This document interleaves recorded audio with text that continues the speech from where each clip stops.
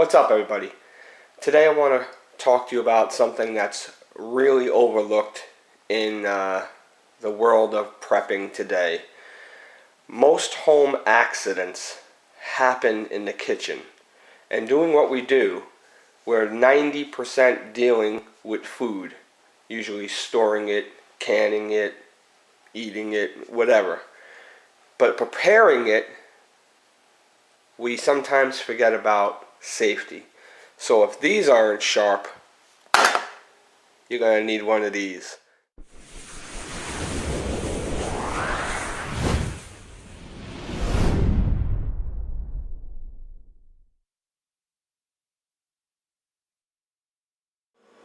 What's up, everybody? I want to talk about something that I think is overlooked in the prepping community, and that is safety. Especially kitchen safety, where most accidents actually occur. And most of them are from unsharpened knives. A dull knife is a dangerous knife. And if you have a dull knife, you might as well have a lot of those. So what I'm going to do in this video is I'm going to teach you how to, and I'm no expert by any means, okay? I just want to put that out there. This is just what I do. I'm kind of stealing that from JNL Zero. I'm no expert. But no, seriously, this is what I have in my kitchen, and I think it's a good addition to anybody's kitchen. Some of them might be a little extravagant, some might not. But, you know, in on our own situation or an SHTF situation, whatever you want to call it, okay, getting cut and having a serious laceration or any type of major bleeding injury is dangerous, and you want to prevent them if possible. And a dull knife is just, you're asking for something bad to happen. So let me show you what kind of tools I have and what I've been told by others, especially some people that I know are professional chefs, which I am not by any means at all a professional chef. What the item is for and how it's supposed to be used. Some of them are a convenience, like I said, some might be extravagant, but this is what I got, and you should look into getting them too. Got to stay safe. Alright, so here's what I have in my kitchen. I have a common everyday knife sharpener. This is a honing rod. Some people get it confused, and you can get sharpening rods, but most of them are honing rods. They do not do the same thing. Okay? What a sharpener will do is it will sharpen the knife by grinding some of the blade down. In the process of grinding the blade down, there'll be little nicks and chips in the metal, and what the honing rod does is it knocks them flat to make the knife sharp. A lot of people think this is the only thing you can use to sharpen a knife, and it's somewhat true. Serrated blades, you would use this only, but on flat blades, if they're really dull, you have to sharpen them and then you have to hone them. And that's what this does all in one. This is my Diamond Hone Sharpener 314 by Chef's Choice. It has diamond coated blades in there that grind down and then hone the knife. And I'll show you how that works after with the knives that I have. And that's another thing. A good set of knives is important. If you can afford them, get high quality knives. Cheap knives will need more sharpening sooner than later, and you know, eventually you'll be down to a fillet knife from a chef's knife just because you're grinding it so much. You want to try to avoid that. Now this is a little bit of an overkill thing, but hey, better safe than sorry. This is a stainless steel chainmail chef's or meat cutter's glove, and basically it's armor for your hand. And these are expensive, but I feel they're worth it. If you have to do a lot of cutting and you know start getting tired, you either need to walk away or you need to have one of these, because eventually you will cut yourself, and this will help you prevent, I mean, you can still stab yourself, but it's really hard for you to slice through the metal intentionally, maybe, but accidentally, it's really hard to slice through the metal and get yourself cut. So I recommend them. They're expensive. Like I said, they can go from anywhere from $60 to $100, but I think they're worth it. And they could be adjusted. They come in different sizes, so get one if you do decide to pick one up. Get one that's that fits your hand size. As you can see, it'll just about fit my hand size, and it's well worth it. Trust me. So now what I'll do is I will show you how I sharpen the knives with each one of these. And I'm no expert. My form, and I can't do any of that nonsense. I just do what I can do that works for me, and here's what I do. Alright, so what I'll do is you take your knife sharpener, put it firmly down, bring your knife to the edge so it's against the hand grip, and bring it back. Bring it back. Try not to do that and hit the counter. And just keep doing that 5 or 6, maybe up to 10 times.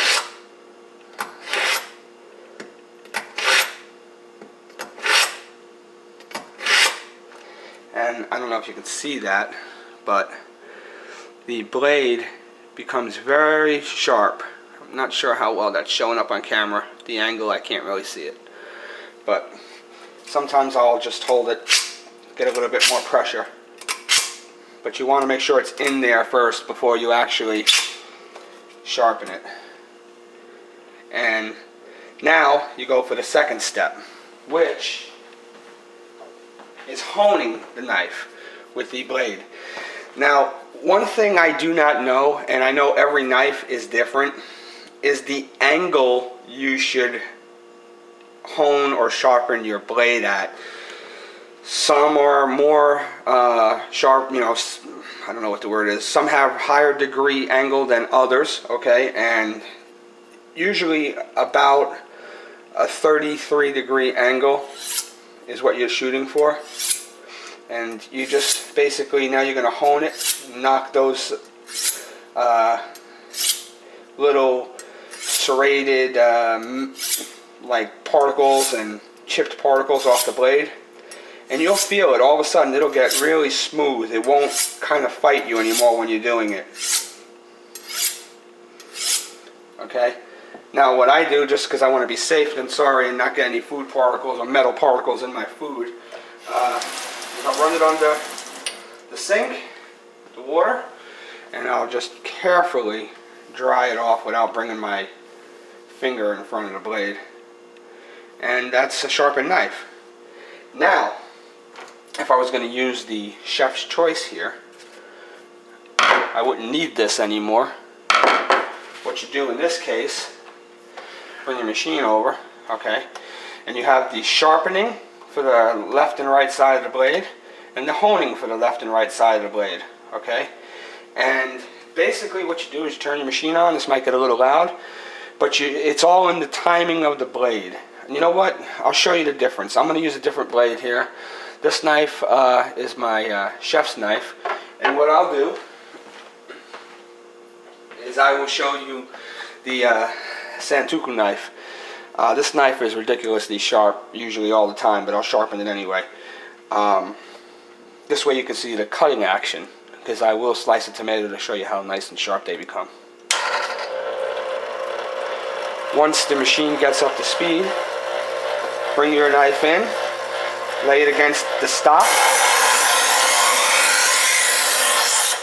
You want to go nice and slow, don't rush it, because you got to give the diamonds a chance to grind the blade.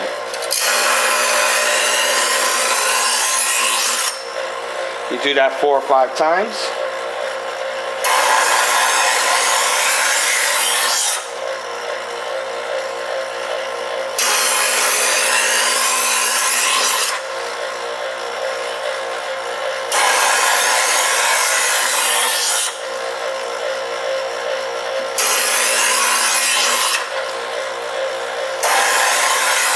You can start to hear the difference in the way the blade is. Okay. Now you can see, let's see if we can see it, how rough it is. It's kind of rough right there. Now you go to the honing aspect. You can do this a little faster.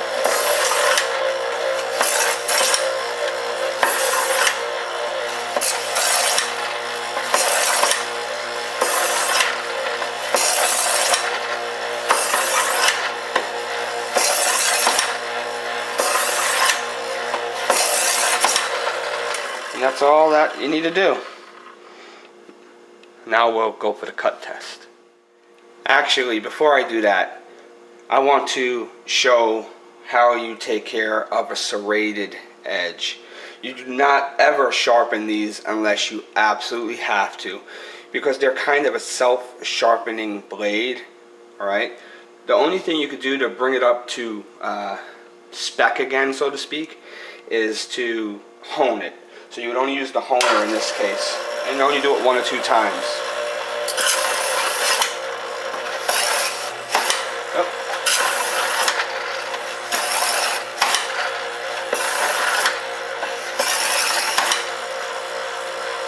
That's it. Nice and sharp. Alright, so we have our tomatoes here, and I'll show you here what I do, or how I cut them. Okay, we'll do one at a time. First we'll start with the chef's knife. You can see now the knife is incredibly sharp. Oh, cut it so close I can't even cut it. You can see how thin it is. You really don't even have to do anything, it'll just cut. It's hard to do it at this camera angle, I can't see what I'm doing.